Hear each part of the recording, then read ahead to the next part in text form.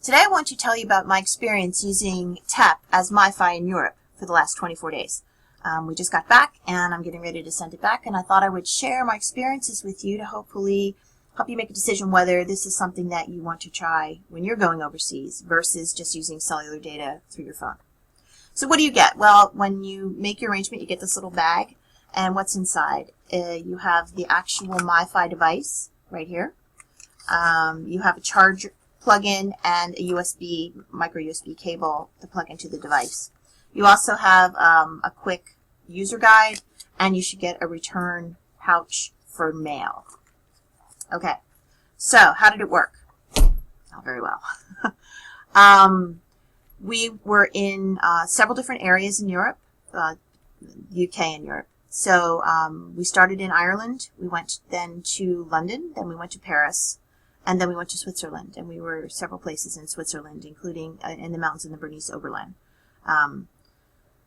I had contacted them regarding coverage, and they assured me that they had coverage in the mountains there, and they infected. When you connect with the TEP, you will see it'll tell you the bars of service, and whether you're on 3G, 2G, or H+, in Europe it's H+, and how many devices are connected. You can connect up to 5 devices to this. We only ever connected up to 2. So how did it work? As I said, not very well. It would connect. It would tell me it was connected. If I looked in my screen setting, in my settings area of my phone on the Wi-Fi, it would tell me I had speeds of 65 to 75 megabits per second, which is faster than my home Wi-Fi, which is 45 when I'm on, at home. So you would think, oh, this is going to be awesome. It's blazing. Well, here's the lesson between bandwidth and latency. I think that the servers that they buy their data space from are very crowded and busy, because the latency on this was horrendous, to the point where it basically didn't work.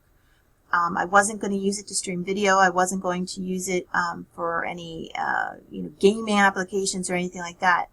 Only thing I wanted to use this for was when I was out and about during the day, that we could use it for apps regarding trains and buses, so for transportation, maybe some Google mapping, and to pull up web pages for things like restaurant reviews or things like that. So nothing that was that data crazy, or to send emails, things like that. When I would try to load a web page, it would just hang, and it would hang and hang and hang and hang and hang. And same with apps. And it was very sporadic, whether sometimes things would work for a little bit versus they wouldn't. And I think it really had to do with the traffic that was on the network.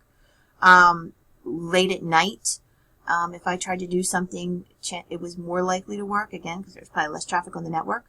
When we were in London, I actually would get messages, because I constantly was checking the TEP to see if it was working and if it was connected and what my signal was like as to why I wasn't working on my phone. I would get server busy. So I was getting kicked out of the network because it was overloaded and it was so busy. So basically when it was really time and I needed data about, trains and connections and things like that, that I was hoping to rely on this for, I would have to flip into cellular data. And that worked instantly, of course. I did have an international plan on my phone at that time while I was there, so I would have to pay $25 for every 100 megabytes of data. And I did use over 100 megabytes of data while I was away, because I couldn't rely on this when I was out and about. So basically it became a $10 a day rock in my pocket. And there was another person traveling with me, and she was trying to use it as well, thinking, well, maybe it's my device. And she had the same exact problems.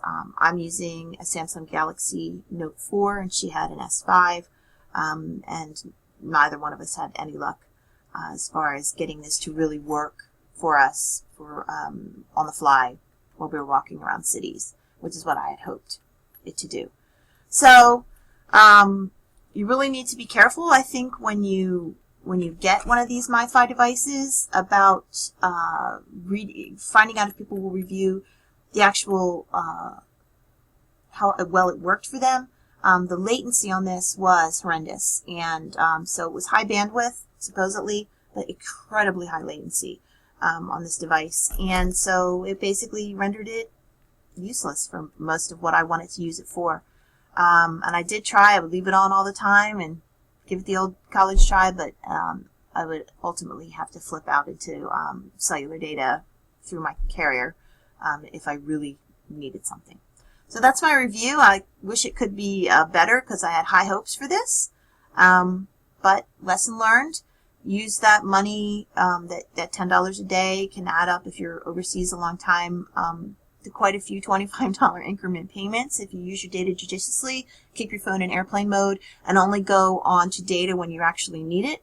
Have all your apps set to Wi-Fi only so that they're not going to update while you're on your cellular data overseas, things like that. I think that's a better way to spend your money, especially if you have access to Wi-Fi where you're staying in the evenings. I hope this helps somebody, and happy travels.